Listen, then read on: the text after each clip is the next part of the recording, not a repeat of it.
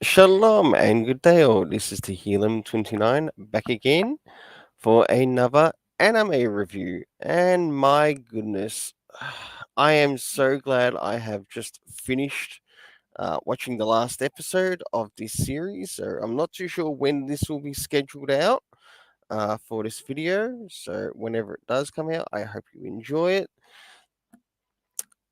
So I'll now begin to move into the main part of the review. And I must admit, I really enjoyed watching the second part of Vinland Saga. And this was really incredible. R- also enjoyed the new opening that we got in this part of the season, as the first opening of the season was more so covering the early years of Thorfinn. This second part of this opening basically covers the last part in regards to this story. And I enjoyed pretty much everything that was given to me. I'm glad I've also read the manga to this, and I also highly recommend that you do pick up the manga to check out for yourself.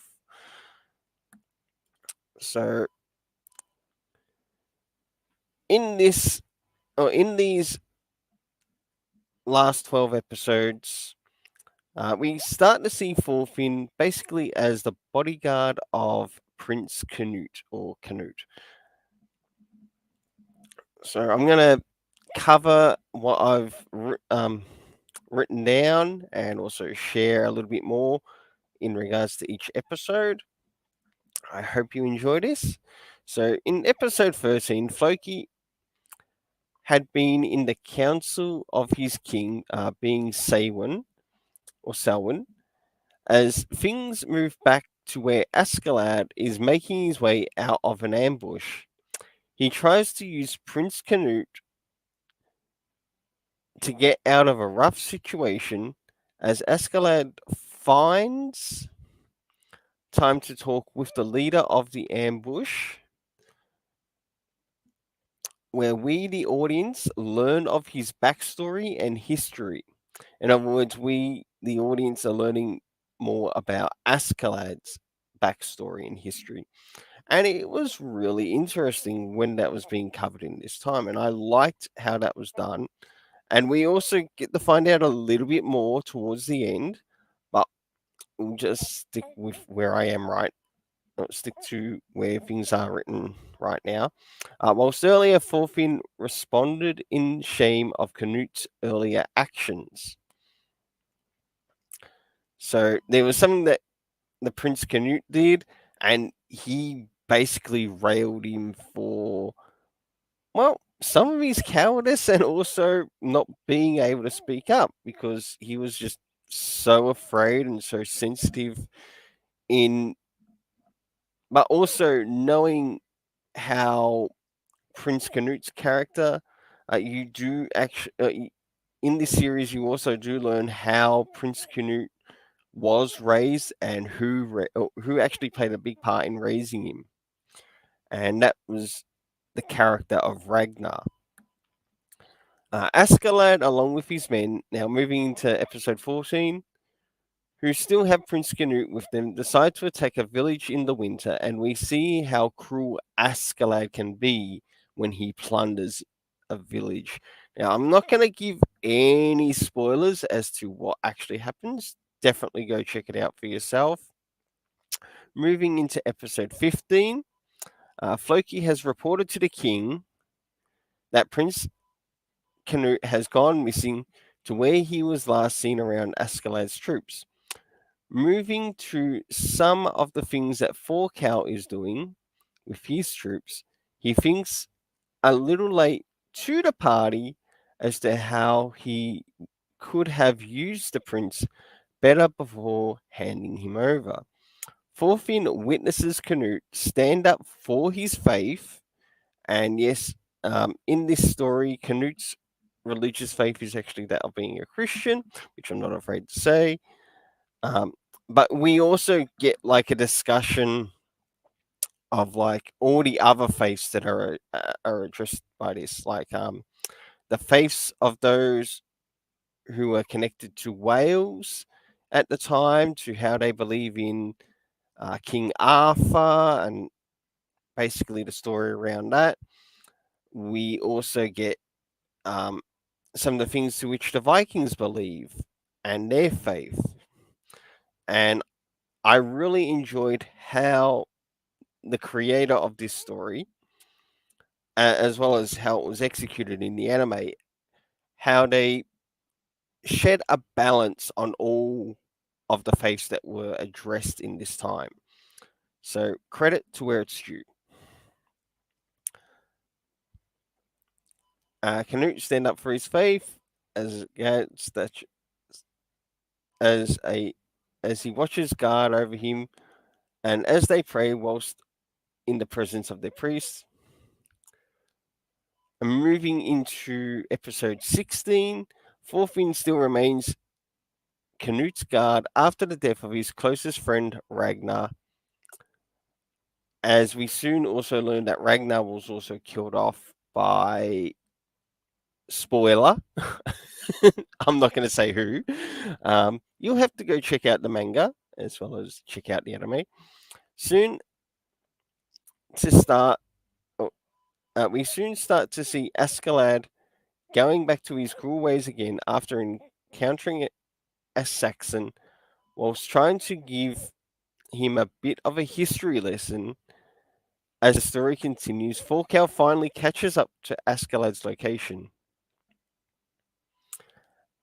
Moving into episode 17, Askeladd is caught in a rock and a hard place, with his own inventory wanting to turn on him, in other words, betray him and whatever else, because they've seen Falkow closing in on his location. With Prince Canute, Bjorn has taken Thorfinn and the prince to flee from the situation, leaving Thorfinn without throwing their knives to target those who betrayed Askeladd, leaving Thorfinn to protect Canute in the situation. As we start to meet the halfway point at episode 18, Thorfinn has finally caught up with Askeladd to find out that he's still alive, so he eventually gets up, goes out of his way to find out where Askeladd is. As to now, a fight ensues between Falkow and himself, because he's still got revenge um, on his mind, and he only wants Askeladd to be his kill. As Askeladd worries about the Prince Canute, we finally catch up with Canute having a dream to which Ragnar appears in it. And a question comes up for both Thorfinn, and for Thorfinn, it is the question that is brought to him by Thorkel, because he shares this, and it will eventually come over to like the next episode, to which Thorkel also gives a bit of history around his introduction to his old man, as to how he knew his old man. And the question is, what is a true warrior? But whilst this is happening, for Canute, the question that is being brought up to him is, what is love? And it's really interesting, like seeing these two things mirror in the same episode, but it's also covered in the manga too. So I'm definitely enjoying the manga accuracy as to what's being shown here in the story. So jumping into the next 6 episodes, uh, finally we move into Falkow has finally found Thorfinn after catching up with Askeladd, and now Askeladd looks over Thorfinn's wounds. Falkow has had some time to share some history about Thorfinn's father, Thors, plus his lineage. So, in this, we also learn that the wife of Thors, Helga, if I remember that correctly, is actually related to one of the kings in this story. So, in other words, this technically makes Thorfinn a prince in his own right, and he doesn't even know about it. So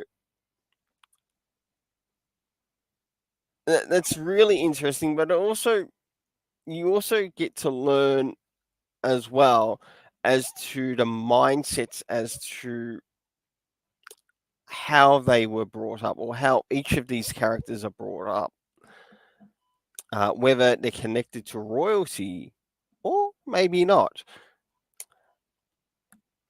Thorkel concedes defeat against Thorfinn not long after Prince Canute turns up. Moving into episode 20, Canute makes his way to Gainsborough with Thorfinn, Thorkel, and Askeladd to make things more exciting.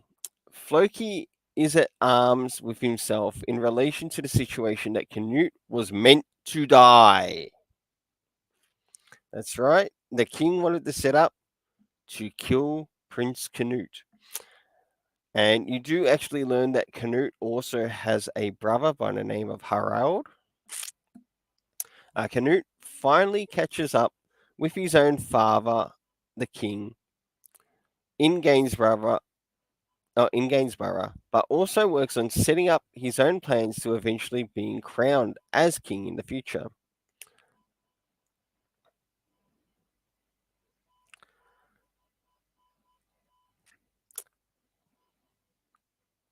So, moving into episode 21, Canute has made his way to York with Askeladd at his side.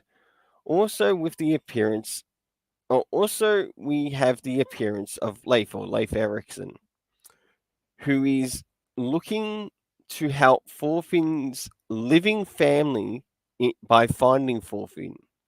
Askeladd also serves as a bit of a historian as we learn about some of the parts of England in this time.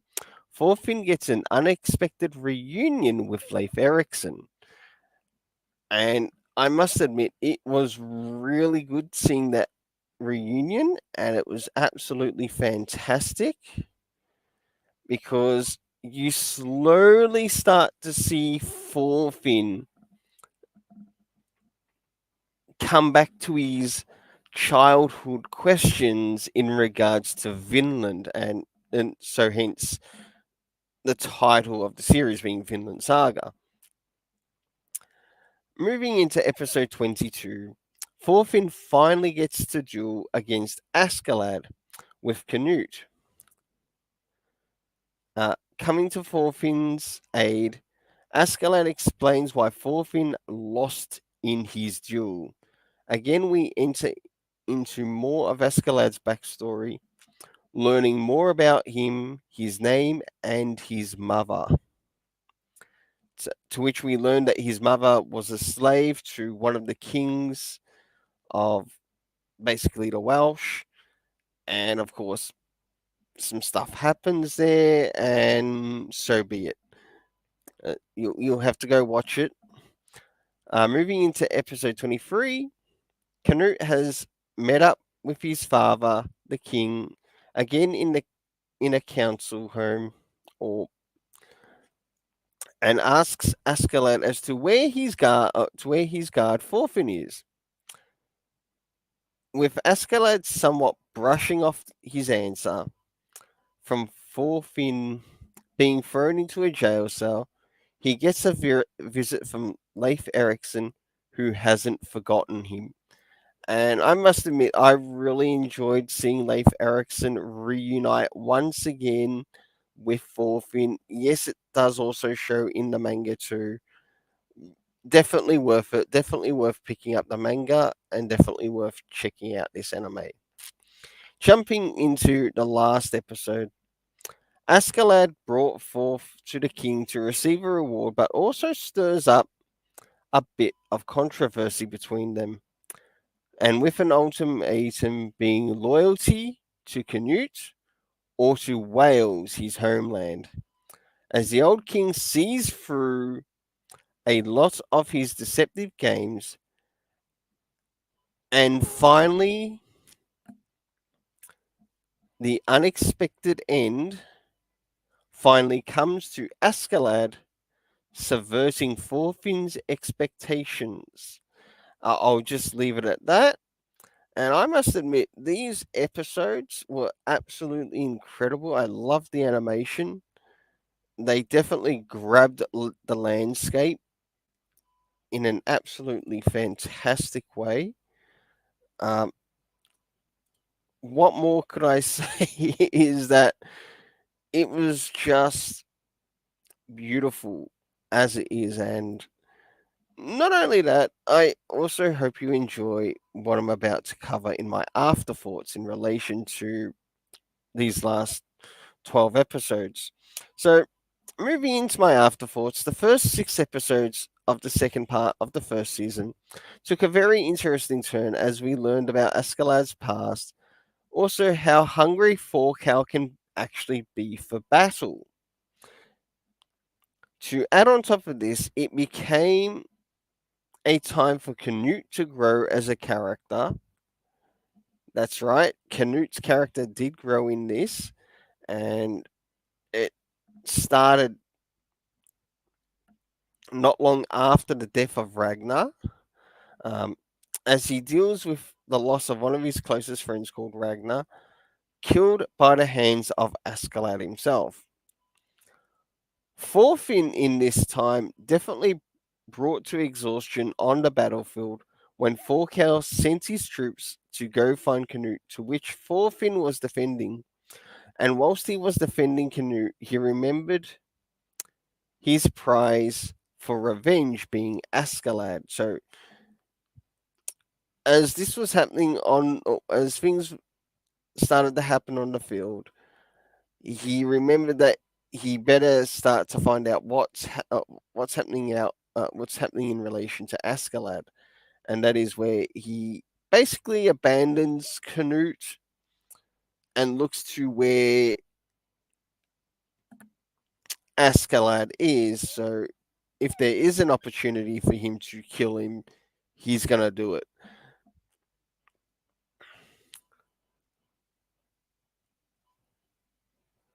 So, whilst he was remembered uh, remembered the prize for revenge being Askeladd and why he seeks to duel with him.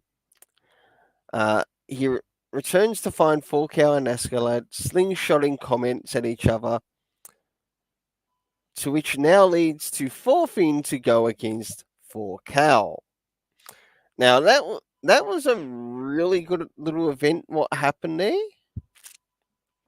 As we move into the last six episodes, we the audience really get to have a look as to who Canute, Askeladd, and Thorfinn descend from, as they all stem from royalty of a sort. Also, how different each family responded in regards to either wanting a throne to not wanting one at all. As things progress towards the last 3 episodes, Canute's meeting with his father in the king in the Imperial Council meeting, the king hits a nerve with Askeladd, which causes him to go pale as Floki watches by the king's side. Then we start to reach the conclusion of the season with an unexpected result. Another thing that stands out in this time of these episodes is Leif Erikson's loyalty and honor to Thorfinn's family. By seeking him out in the south to which he was taken, as he becomes a bit of a beacon of hope for Thorfinn, as it also reflects the same in the manga. I really enjoyed the performances of both the main and supporting cast in this. Really enjoyed the animation in relation to the landscapes. I can't wait for season 3. Um, Would it be a perfect adaptation from the manga from the first big arc? Not fully, but the story was still really enjoyable. Coming from the manga adapted to the anime on the screen. I stick with the ratings I give for this season. So for the main characters, I give a rating of 8 out of 10. For the supporting characters, I give a 7.5 out of 10. And for the animation, I give an 8 out of 10. And for this story, I give an 8 out of 10. Now, I really hope they nail the second season really well because there's a lot that's going to be happening in the second season. The second season somewhat revolves a bit around a farm arc, and you never know how good it's going to be. So before I leave off, I want to give a big thanks to the creator of Vinland Saga. I absolutely enjoyed watching this in anime form, and I've enjoyed reading all present 12 volumes of the manga in English. Well, until then, let's keep it colorful and have yourself an awesome day.